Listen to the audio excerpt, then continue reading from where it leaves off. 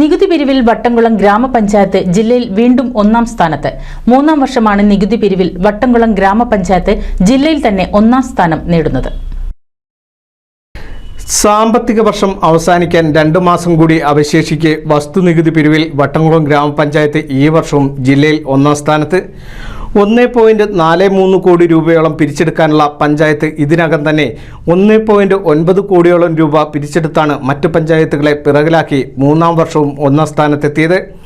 സംസ്ഥാനത്തെ 956 പഞ്ചായത്തുകളിൽ 56ാം സ്ഥാനത്താണ് വട്ടംകുളം ഇപ്പോൾ. മാർച്ച് മാസത്തോടെ ഇത് ആദ്യ 10ലേക്ക് എത്തിക്കാനുള്ള ശ്രമമാണ് നടക്കുന്നത്.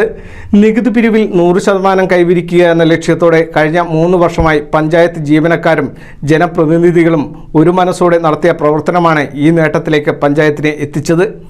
ജില്ലയിലെ 90-ൽ പരം പഞ്ചായത്തുകളിൽ ഏറ്റവും കൂടുതൽ വസ്തുനികുതി പിരിക്കാനുള്ള പഞ്ചായത്ത് കൂടിയാണ് വട്ടംകുളം.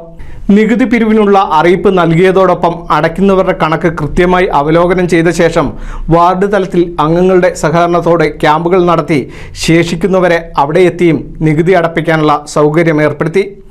ഇതോടൊപ്പം ജീവനക്കാരുടെ യോഗവും അടിക്കടി ചേർന്നു.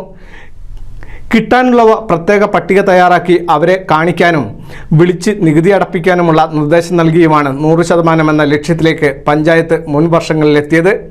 ഇതേ രീതിയിൽ നടത്തിയ പ്രവർത്തനം കൊണ്ട് ജനുവരിയിൽ തന്നെ പിരിവ് അവസാന ഘട്ടത്തിലേക്ക് കടന്നിരിക്കുകയാണ്.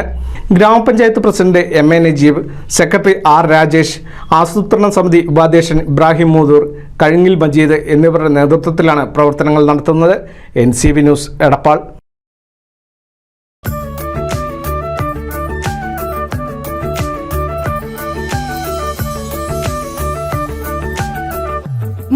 വർഷത്തെ വിശ്വസ്ത പാരമ്പര്യവുമായി എന്നും എപ്പോഴും കൂടെയുണ്ടെന്ന വിശ്വാസം.